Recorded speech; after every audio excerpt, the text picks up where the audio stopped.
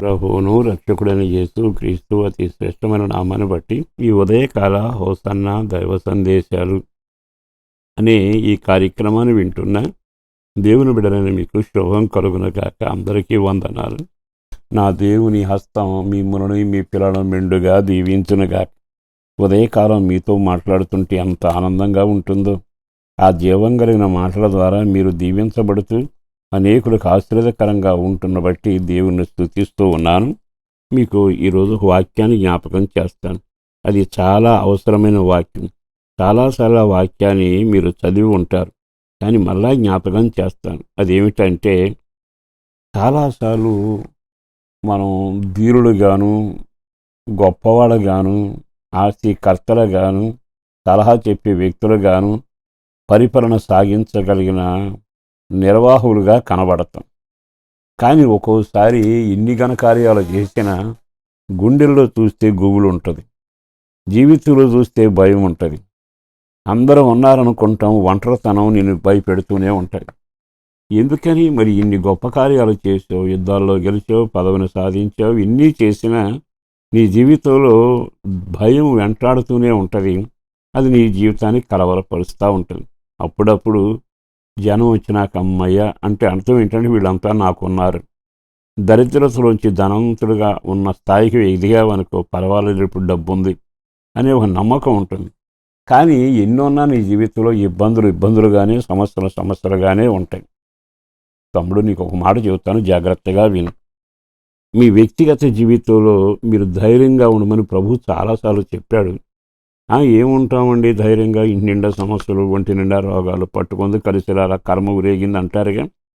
కానీ ఇక్కడ ఒక మాట చెబుతాను. మత్తయి సువార్త 10వ అధ్యాయము 30-31 రాయబడిన మాట, మీరేమీ కంగారు పడబాకండి, నేను మీ దేవుడను, మిమ్మల్ని ఎంతగా కాచి కాపాడగలను అంటూ భరోసాగా ఒక మాట చెప్పాడు.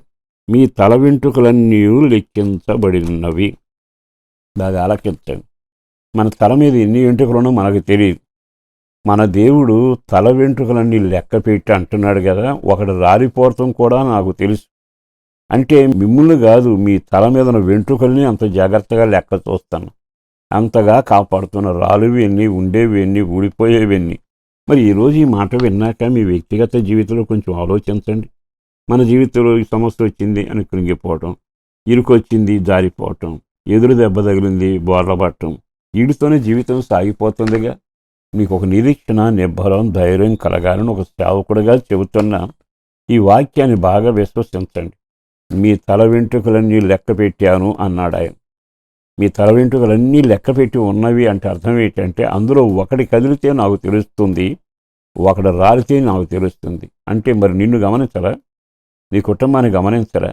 నువ్వు కదిలిపోతున్నా, కృంగిపోతున్నా, ఒంటరిగా మిగిలిపోతున్నా, ఫలసాయం లేకపోయినా, పట్టెడు అన్నం దొరకపోయినా, రోగం ముదిరిపోయినా, నీ జీవితంలో చికాకులు ఎక్కువైనా, తల వెంట్రుకని అంత జాగ్రత్తగా చూసిన వాడు నిన్ను గమనించటంలే. మరి ఎందుకు భయపడుతున్నావు?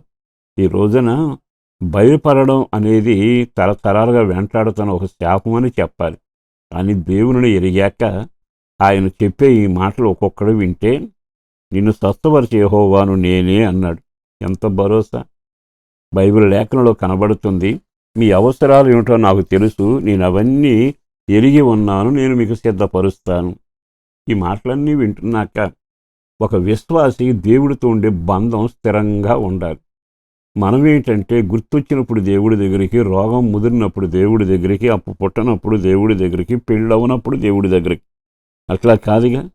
నీవు ఆయన బిడ్డగా మారిపోయి ఆయన వాక్యానుసారంగా నడుస్తూ ఆయన అడుగుజాడల్లో అడుగులు వేస్తూ పవిత్రమైన జీవితంతో ప్రార్థనా సహవాసంలో పెంచబడాలి. ఇది క్రమం అయి ఉంటే ఆయన అంటాడు, మీ అవసరాలు నాకు తెలుసు, మీ రోగాల నుంచి విడుదల చేస్తా. మీ తల వెంట్రుక రాలిపోతే గమనించిన నేను నిన్నెందుకు గమనించను? జారి పడిపోతున్నావా, సింహ బోన్లోకి వెళుతున్నావా, నిందల్లో నలిగిపోతున్నావా, నేను గమనిస్తున్నా. అంటే అర్థం ఏంటి? గమనించాను లే అనడు. గమనించి వెంటనే కర్తవ్యాన్ని నిర్వహించి నిన్ను, నీ బిడ్డలని, కలిగిన సమస్తాన్ని కంచివేసి కాపాడగలిగిన వాడు. ఇది ఆధారం చేసుకుని షడ్రకు మేషకు అబేద్నెగోలు ఏమన్నారు? మా దేవుడు మమ్మల్ని రక్షించగలిగిన సమర్థుడు. ఎంత చక్కగా ఉంది. మరి ఇన్ని సంవత్సరాల వాక్యం విన్నాక ఉదయం లేవగానే కన్నీడుతో, వేదనతో, శాపంతో నేను నీవే శపించుకుంటూ దేవుడు ఇట్లా చేశాడని ఎందుకంటున్నావు? ఈ వాక్యాన్ని గమనించండి. నీ తల వెంట్రుకలు రాలిపోవడం కూడా ఆయన తెలుసు, లెక్క పెట్టాను అన్నాడు. ఆ దేవుని పూర్తిగా నమ్మండి, అద్భుతం జరగబోతుంది. పరిశుద్ధుడను ప్రేమామడైన ప్రభు వందనాలయ. అపారమైన నీ ప్రేమ కొరకు ధన్యవాదాలు. చేసిన మేలు కొరకు, చేయబోయే కార్యాల కొరకు వందనాలు. పేరు పేరున బిడ్డలను దీవించండి. నీ మీద ఆనుకుని బ్రతకడం నేర్పించండి. పిల్లల చదువుల కొరకు, పరీక్షలో విజయం కలగాలి, దీవెన కలగాలి, నెమ్మది కలగాలి, కృప కలగాలి.